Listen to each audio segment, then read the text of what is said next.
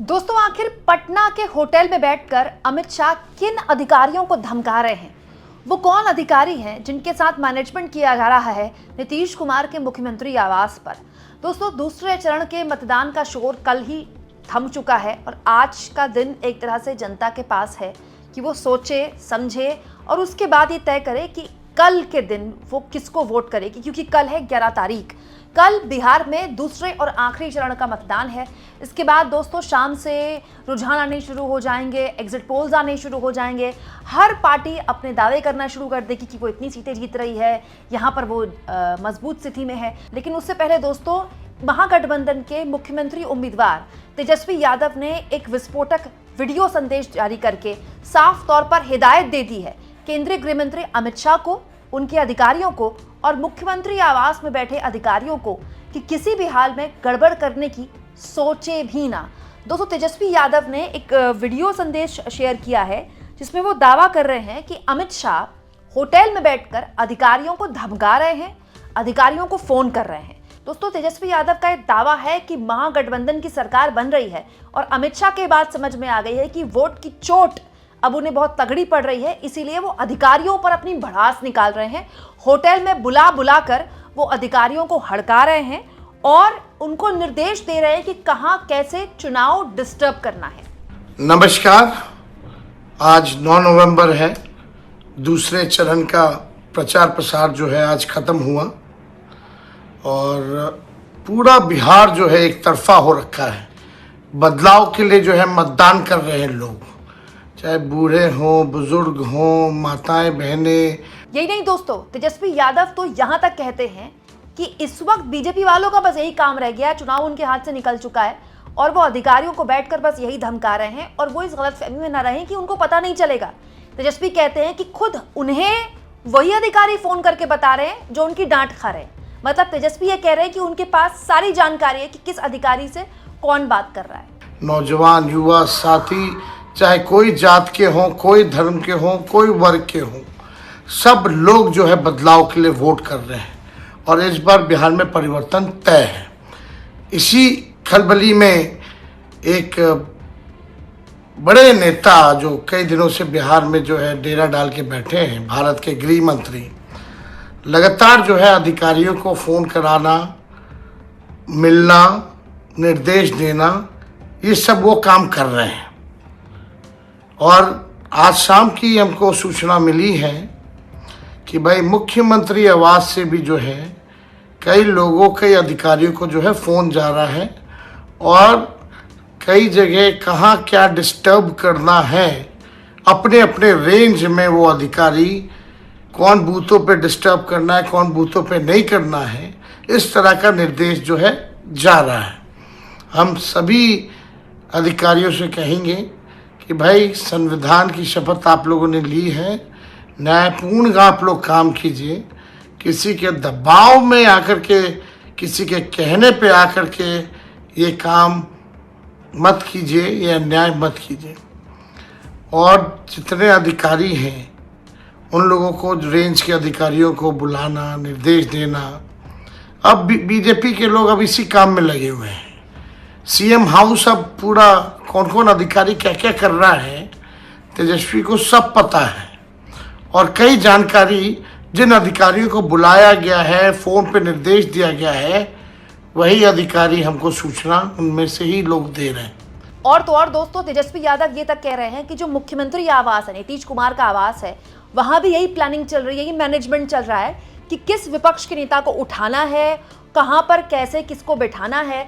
दरअसल तेजस्वी यादव यहां पर हिंट कर रहे हैं कि बीजेपी के बात समझ में आ गई है कि उसके कैंडिडेट्स नहीं जीत सकते और बहुत बड़े लेवल पर जो निर्दलीय दोस्तों इस बार मैदान में हैं वो खेल पलट सकते हैं। बहुत सारे लोग ऐसा कर रहे हैं। इसके अलावा प्रशांत किशोर की पार्टी के भी कैंडिडेट्स हैं, तो अगर प्रशांत किशोर की पार्टी इतने बड़े लेवल पर चुनाव नहीं जीत पाई कि वो किंग मेकर बने, तो अगर 8-9 सीटें भी 1% आती हैं, हाइपोथेटिकल में बता रही हूँ, तो वो कैंडिडेट्स भी उनके लिए तोड़ना आसान होगा, निर्दलियों को तोड़ना भी आसान होगा।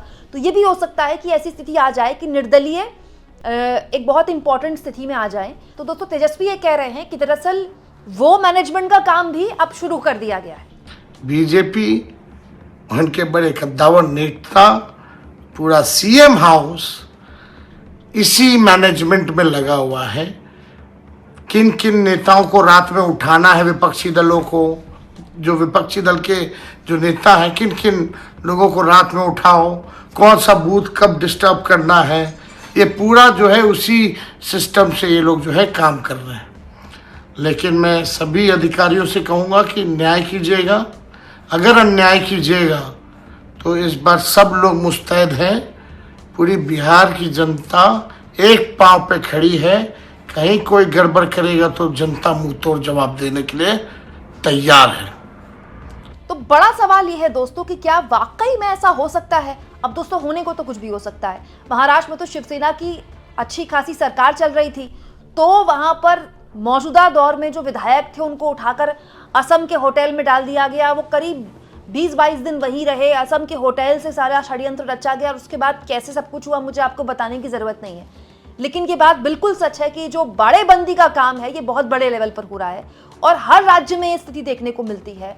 पैसे धनबल के एक दौर में जहां पर बाकायदा विधायकों की बोलियां लगती हैं, चुनाव के बाद तो निर्दलियों की भूमिका बहुत ही अहम रहने वाली है। कम से कम तेजस्वी यादव की इस बात से ये तो पता चलता ही है। अच्छा, ये जो बात तेजस्वी यादव बोल रहे हैं कि अमित शाह होटल में अधिकारियों को धमका रहे हैं, कुछ दिन पहले पवन खेड़ा ने भी यही बात बोली थी।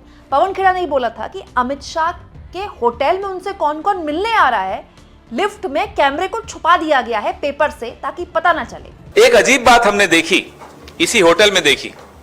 जब गृह मंत्री इस होटल में आते हैं तो लिफ्ट के सीसीटीवी के ऊपर कागज चिपका दिया जाता है। तो हमें नहीं समझ में आया कि गृह मंत्री यहां किससे मिलने आ रहे हैं, किसका मुंह छिपाया जा रहा है, किससे डर डर के छिप छिप कर मिलना पड़ रहा है। क्या वो अधिकारी हैं, कौन है? इसका जवाब हम उम्मीद करते हैं गृह मंत्री देंगे। चलिए, आप ट्रैफिक रोक देते हो, लिफ्ट्स रोक देते हो, रास्ते बंद कर देते हो, सब मंजूर है। सीसीटीवी कैमरा के ऊपर कागज क्यों होटल वालों को मजबूर करके लगाया जाता है, ये हम जानना चाहते हैं। किससे मिल रहे हैं गृह मंत्री? इस देश के गृह मंत्री ये छिप छिप कर मीटिंग्स क्यों कर रहे हैं? अधिकारी अब आपसे नहीं डरते, गृह मंत्री जी को ही समझ लेना चाहिए। तो अधिकारी अगर आपसे मिल भी रहे हैं, हमारी जानकारी में रहता है, वो अधिकारी हमें भी बता देते हैं कि साहब गृह मंत्री ने बुलाया, धमकाया, हड़काया, जो भी किया हमें बता देते हैं। सीसीटीवी के ऊपर, जो कि सुरक्षा के साथ इस होटल में और लोग भी रह रहे हैं, उन सबकी सुरक्षा के साथ भी खिलवाड़ है।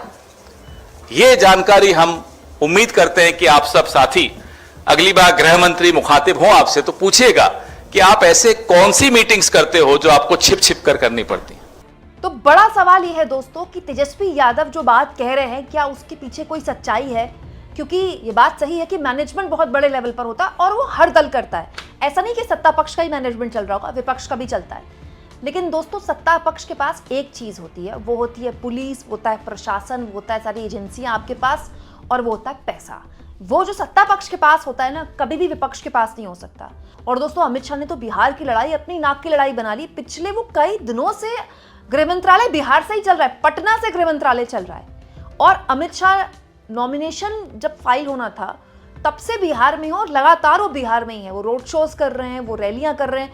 और अब तो अमित शाह का कॉन्फिडेंस ही अलग लेवल पर है। बकायदा वो मीडिया इंटरव्यूज में कह रहे हैं कि प्रचंड बहुमत के साथ बीजेपी की सरकार बनेगी। अब वो कोई कर्टसी या कोई लाग लपेट भी नहीं कर रहे हैं कि एनडीए की सरकार, बकायदा वो खुलेआम ऐलान कर चुके हैं कि बीजेपी की सरकार बनेगी। अब दोस्तों, 14 तारीख के बाद ही इस पर विश्लेषण कर सकते हैं कि उनका ये दावा सही है कि नहीं है।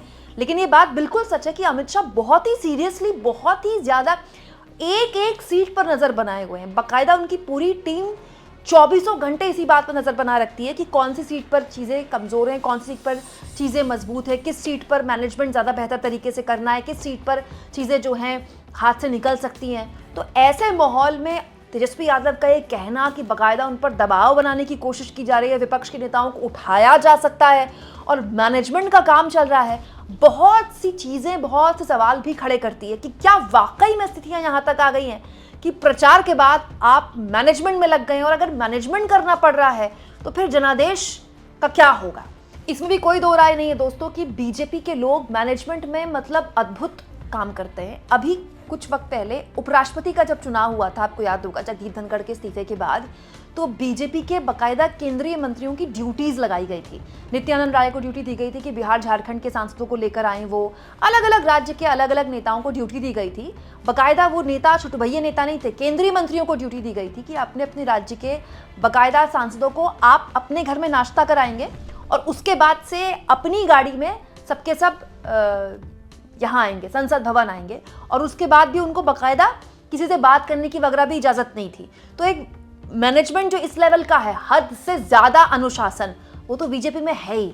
लेकिन इंपॉर्टेंट यहाँ पर अधिकारियों को लेकर जो बात तेजस्वी यादव बोल रहे हैं, ये बहुत डरावना है, क्योंकि ऐसा ही बयान तेजस्वी यादव प्रचार के दौरान भी बोल चुके। कुछ दिन पहले तेजस्वी यादव ने बाकायदा आगाह किया था बयान देते हुए कि अमित शाह के जो सिपहसालार है, अमित शाह के जो अधिकारी हैं, अमित शाह के जो चमचे हैं, वो गौर बनाए रखें, ध्यान रखें कि किसी भी तरह से कोई गड़बड़ ना होने पाए। अगर वो ये सोचते हैं कि वो कोई गड़बड़ कर देंगे तो तेजस्वी उनको छोड़ेगा नहीं। आप इस मुद्दे पर क्या सोचते हैं दोस्तों, कमेंट बॉक्स में जरूर लिखें, और जितना हो सके चैनल को शेयर भी करें, सब्सक्राइब भी करें, और थैंक्स और ज्वाइन के ऑप्शन से अगर आप चाहें दोस्तों तो कुछ आर्थिक मदद भी चैनल की जरूर करें।